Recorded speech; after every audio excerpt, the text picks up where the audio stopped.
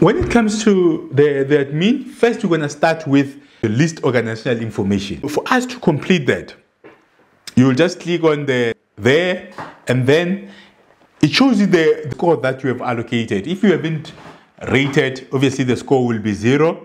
And we have indicated before in terms of the issues that will be addressed. In terms of the organizational statutory overall information score, you can see the organization here is on 85. But for you to edit the score, you click on the edit there. It will give you your organization name. And then, as explained, you give the documents that you relied on. You give the challenges that you have identified. You give the corrective actions. This is in relation to the statutory or your organizational statutory information. Then it is going to ask you questions, and then you must use this help text because they are very important. They guide you in terms of provide you with even more details in terms of what does the question mean. So you must read it there. Then if you have a company incorporation document, then you say yes, you have those. Are they attached? Do you have physical copy or soft copy for them? If it's a yes, are they certified? If they are certified, give when they were certified. That's it on company documents, and the system will rate you based on the input that you give it. Then proof of address. Does the company have proof of address? Yes. Is the proof of address copy? Do you have a copy of it? Have you verified it? Are you sure you have it? Then if it's a yes, and then you indicate proof of address date. When was it certified? This proof of address. Then you give the date there of when the proof of address is certified. If it's older than 3 days, you're not going to get a score because the proof of address must be not older than 3 months. So you need to make sure that you continuously update your score. So you give a date of when the proof of address was certified. Then on the resolution, as I explained earlier, you need to provide a resolution to do whatever. Now, this resolution is for you to list on this app because a decision must be taken by the directors to list on this. There must be proper approval because we don't want to do things that are not approved. But even if you're approaching different companies, you must always have the resolution that authorized whoever you will be using to approach different companies, that they've been properly authorized. And then is that authorized resolution attached? Then you say yes, and the date of the resolution. Date is important because it must not be older than a year, the resolution, because you have the company annual general meeting and the resolutions are taken in between that. Not be older than a year. If it cross over after your shareholders meeting, then you need to issue a new resolution. The next one is to have operating lease or title deeds. Sometimes you operate from a leased property or owned property, depending on whichever one. If you have it, is yes. To have a copy of it. Because you can say yes, you think you have it, but you don't have a copy. It's important to have a copy of it. Then it's a yes, you have copy, you have seen it, you have verified it. That's very, very important for the organization. And then you have a lease expiry date. Make sure that you renew your lease. You might have the lease, but the lease might be expired.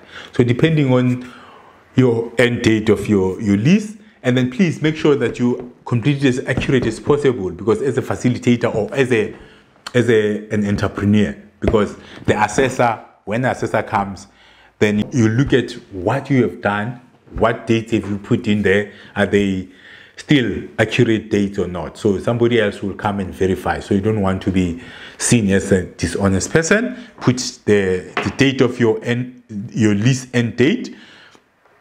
And then permit to operate, depending. If you are operating from home, you need to have a permit. If you are operating from a zone area, depending on the zoning, you must make sure that the zoning of that area allows you to operate that business there. Then, was it attached? Have you seen it as an entrepreneur? Have you seen it as a facilitator? Then, when is it expiring, the permit or the lease or if you're operating from a industrially zoned place, if you own it, then there might not be an expiry date, but if you are renting, that means the expiry date is when your lease ends.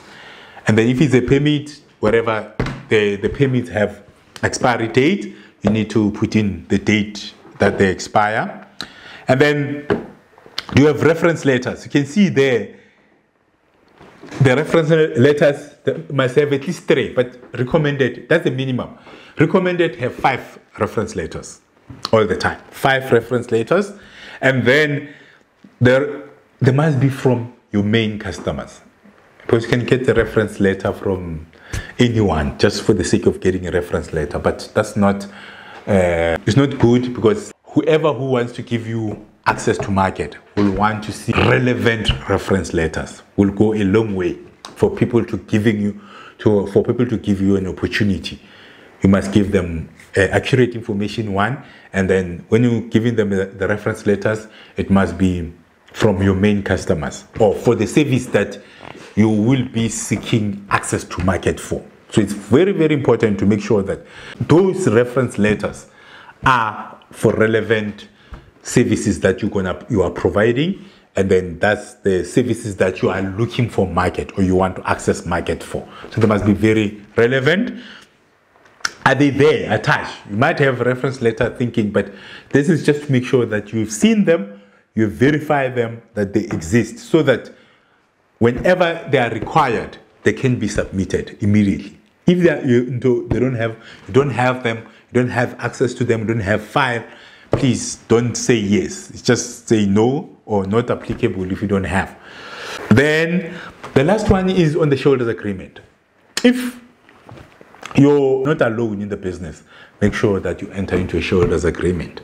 The shareholders agreement will help you during conflicts, and it also outlines how certain things must be done. It regulates the relationship between you and your partners or the other shareholders, because without that, sometimes there are conflicts and then the friendship ends and then you don't know how to continue with the business. But if you have the shareholders agreement, then it will guide you in terms of what to do if there are conflicts. If it's yes, and then you must make sure that you have a copy of it. You might have entered into a shareholders agreement, but the other shareholders got a copy of it, or you don't know where it is. It's as good as you don't have it. So it must be there, and as a facilitator must be able to assess and see that you have the shareholders agreement. And if somebody comes, the assessor comes to assess if you have them, then you must be able to produce. So that's a yes. And then once you completed all this, then you summarize the documents that you relied on. You highlight the issues that you might be having within the organization in relation to the questions that you have answered. And there might be, if you're having challenges, there might be interventions that maybe you require. Then highlight there in terms of corrective actions. What are you going to do in terms of to correct that? If you want external interventions, just highlight it in that corrective action box. Then once you're done, then you confirm. Then it will show you your scoring in terms of what you have scored. You can see that the dates, we scored 0 there in terms of the validity of the documents. They're too old. Then the average score is taken back to the form, but the average score is 85. The target is your average score must be 95. So if it's not 95, then those areas that you don't have, you didn't achieve 95, then the area of intervention, you might be able to correct it yourself, or you might want an external assistant. So highlight it in the comment boxes. Once you're done, then you go back to the dashboard. Then your listing organization is done.